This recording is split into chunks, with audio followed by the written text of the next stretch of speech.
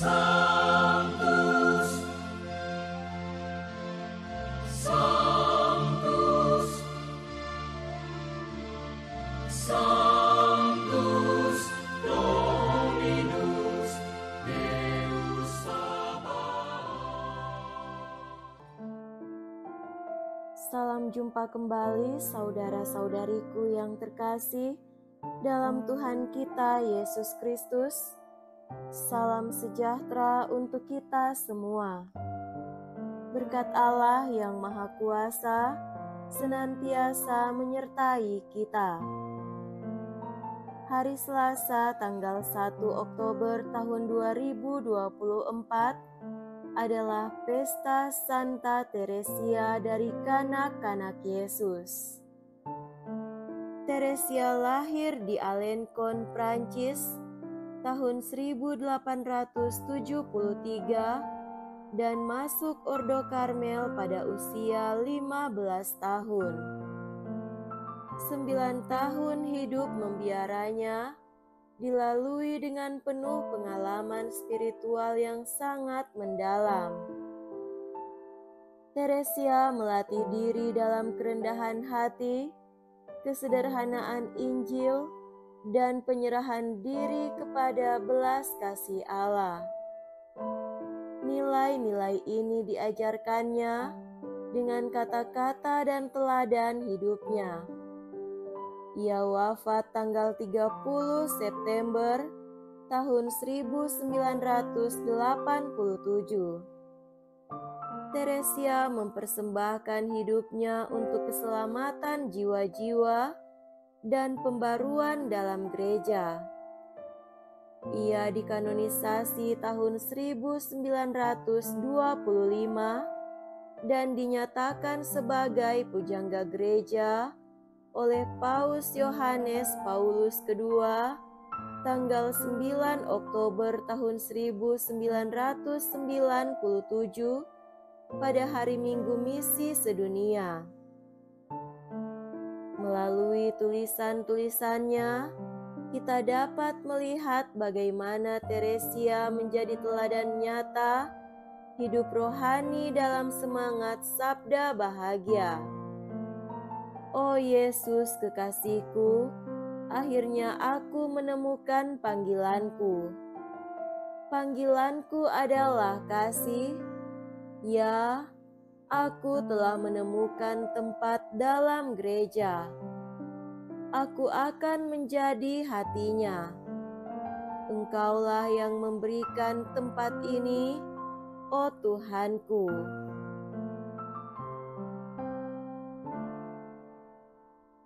Marilah kita mendengarkan dan merenungkan bacaan-bacaan kitab suci.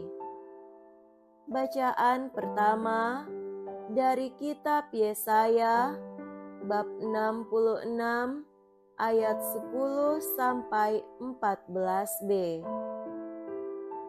Bersukacitalah bersama-sama Yerusalem dan bersorak-sorailah karenanya, hai semua orang yang mencintainya. Bergiranglah bersama-sama Dia segirang-girangnya, hai semua orang yang pernah berkabung karenanya. Hendaknya kamu minum susu yang menyegarkan dan menjadi kenyang. Hendaknya kamu menghirup dan menikmati susu yang bernas. Sebab beginilah firman Tuhan. Sungguh, Aku mengalirkan kepadanya keselamatan seperti sungai, dan kekayaan bangsa-bangsa seperti batang air yang membanjir. Kamu akan menyusu, kamu akan digendong, dan akan dibelai-belai di pangkuan.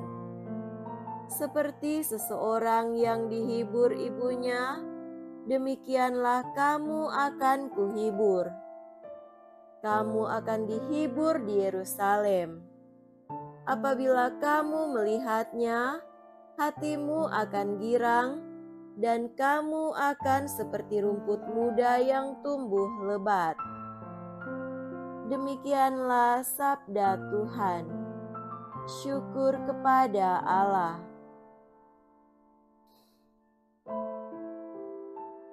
Semoga Tuhan beserta kita sekarang dan selama-lamanya. Inilah Injil suci menurut Santo Matius. Dimuliakanlah Tuhan. Injil Matius bab 18 ayat 1 sampai 5. Sekali peristiwa, datanglah murid-murid kepada Yesus dan bertanya, "Siapakah yang terbesar dalam kerajaan surga?" Maka Yesus memanggil seorang anak kecil dan menempatkannya di tengah-tengah mereka, lalu berkata, "Aku berkata kepadamu, sungguh, jika kamu tidak bertobat dan menjadi seperti anak kecil ini, kamu tidak akan masuk ke dalam kerajaan surga. Sedangkan barang siapa merendahkan diri dan menjadi seperti anak kecil ini, dialah yang terbesar dalam kerajaan surga.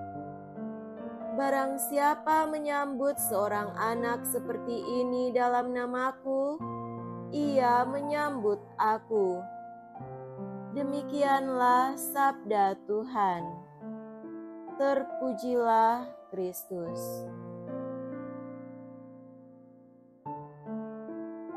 Saudara-saudariku yang terkasih dalam Tuhan kita Yesus Kristus, tema renungan kita pada hari ini adalah jalan kesederhanaan.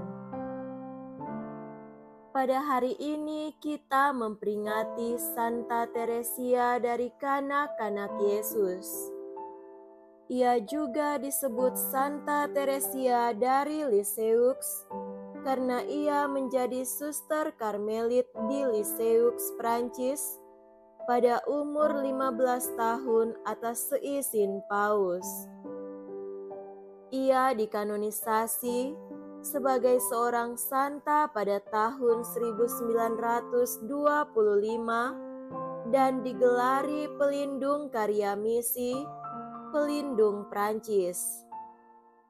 Di tengah perjuangannya sebagai seorang suster, ia mendedikasikan diri untuk berdoa bagi pertobatan para pendosa. Ia memilih jalan sederhana atau jalan kecil berdasarkan ajaran kitab suci dan menjalani hidup sebagai seorang anak kecil penuh cinta dan iman kepercayaan akan Allah dan penyerahan diri yang total kepada Allah. Tak heran ia dengan senang mengerjakan hal-hal kecil dalam menjalankan kewajibannya sebagai seorang biarawati dengan gembira. Itulah sebabnya ia disebut Teresia dari kanak-kanak Yesus.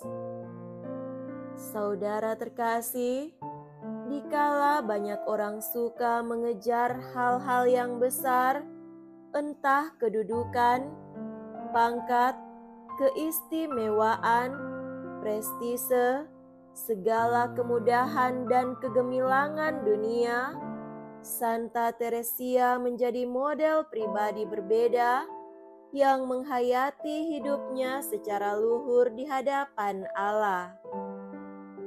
Tatkala orang berlomba-lomba menjadi yang terbesar di hadapan manusia, ingin menempati posisi istimewa dan terpandang, bahkan yang terpenting, Santa Teresa menunjukkan kesederhanaan hidup yang sungguh bermartabat.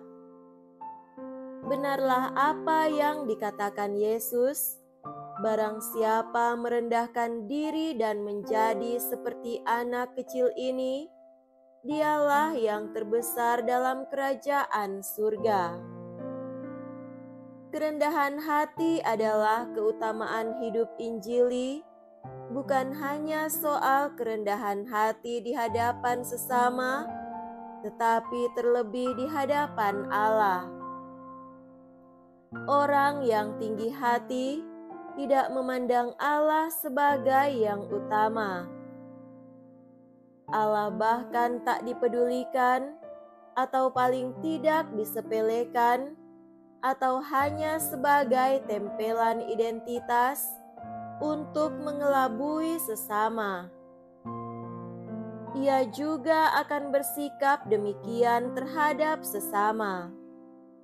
Sesama dipandangnya lebih rendah dari dirinya karena status, pengetahuan, keahlian, kuasa, dan harta benda. Sebaliknya, orang yang rendah hati di hadapan Allah sungguh mengandalkan Allah dalam hidupnya, amat tergantung pada kemurahan Allah, pada pertolongan dan tuntunannya. Ketahuilah, orang yang rendah hati di hadapan Allah akan lebih mudah untuk bersikap rendah hati di hadapan sesama, dan orang yang rendah hati di hadapan sesama akan lebih mudah untuk dekat dengan Allah. Di atas segala-galanya, pesan Yesus untuk kita orang beriman, agar dalam kehidupan kita perlu menunjukkan kerendahan hati sebagai penghargaan dan penghormatan terhadap sesamanya. Dengan kerendahan hati, kita juga diajak untuk menunjukkan semangat pelayanan tanpa pamrih demi kebaikan bersama. Semoga demikian. Amin. Dalam nama Bapa dan Putra dan Roh Kudus. Amin.